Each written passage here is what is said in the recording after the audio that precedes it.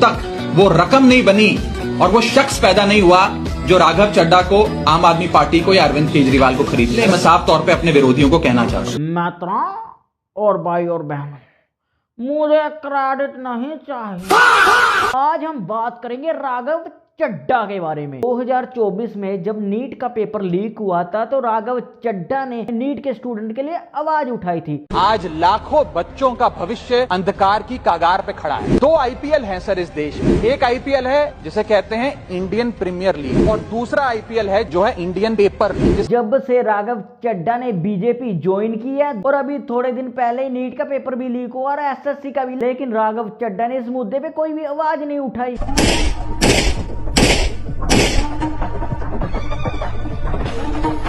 भाई तो कोई रिस्पॉन्स नहीं दे रहा। और हम लोगों को गैस लेने में इतनी परेशानी हो रही है, दिन प्रतिदिन डीजल और पेट्रोल के दाम बढ़ते ही जा रहे हैं और कभी नीट का पेपर लीक हो रहा है, कभी एसएससी का। बच्चे इतनी परेशानी में हैं। हमारे देश की मीडिया इन जरूरी मुद्दों को छोड़कर बात कर रही है मेलोडी टॉफी के बारे में, उसका प्रचार कर रही है हमारे देश की मीडिया। ये हाल हो गया है। मेलोडी टॉफी, मेलोडी की कीमत, मेलोडी ऑनलाइन मिलनी इस समय मुश्किल हो गई है। साहिब नजर रखना, अगला नंबर किसी का भी हो सकता है, इसकी कोई गलती नहीं थी, सिस्टम का फेलियर है। बंद करो, बंद करो। तो पैसे दीजिए, डॉक्टर बनना।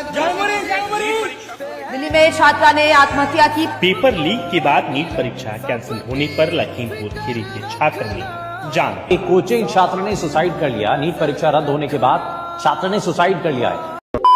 एक टीचर ने अपनी इंटरव्यू में ये कहा था, जो ये तलवे चाटने वाले पत्रकार होते हैं ना, अगर कभी इनकी जान लेनी हो तो नेता के तलवे में जहर लगा देना, जब ये सुबह चाटने आएंगे तो मर जाएंगे। मतलब ऐसे पत्रकार हैं कि अगर उनकी जान लेनी है ना तो आप जहर लेके नेताओं के तलवे पे लगा दीजिए, साइलेंस से मर जाएंगे। सुबह चाटने आएंगे तलवा, मर जाएगा उधर ही। हे प्रभु, हे हरि राम कृष्ण जगन्नाथम प्रेमानंद।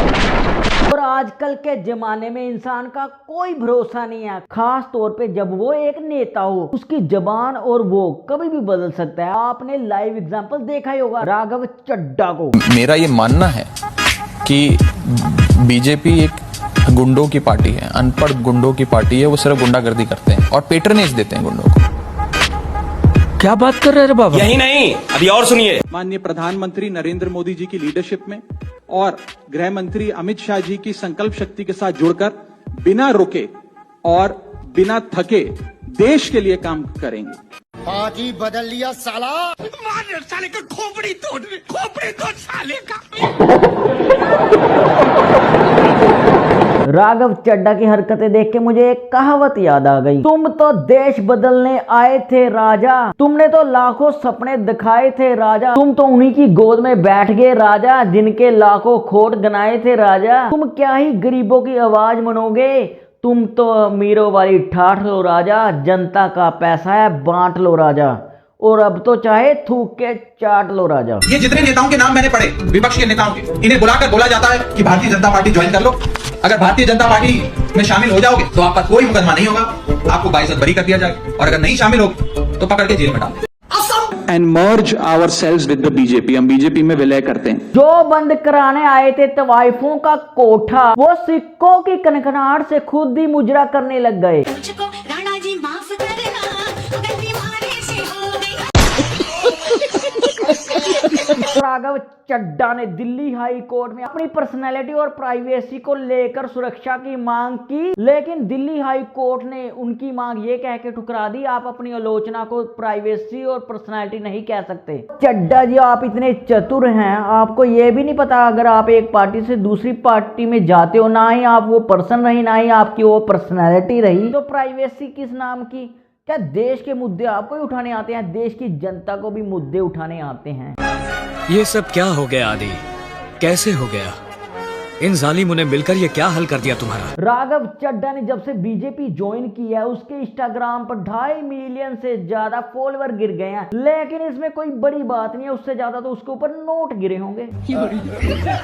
जो राघव चड्ढा ये कहता था, ये सिम बेचने वाली कंपनियां 1 महीने का पैसा लेकर सिर्फ 28 दिन का ही रिचार्ज करती है, लेकिन उसकी हरकतों से ये लगता है कि उसने अपनी सिम ही पोर्ट करवा लिया। अच्छा बात नहीं है। भारतीय जनता पार्टी एक ऐसी वॉशिंग मशीन है जो बिना डिटर्जेंट पाउडर के ही दमदार सफाई देती है। एक तरफ से कथाकथित भ्रष्टाचारी डालो और दूसरी तरफ से क्लीन चिट निकलती है। यह बीजेपी आज एक वॉशिंग मशीन बन गई है।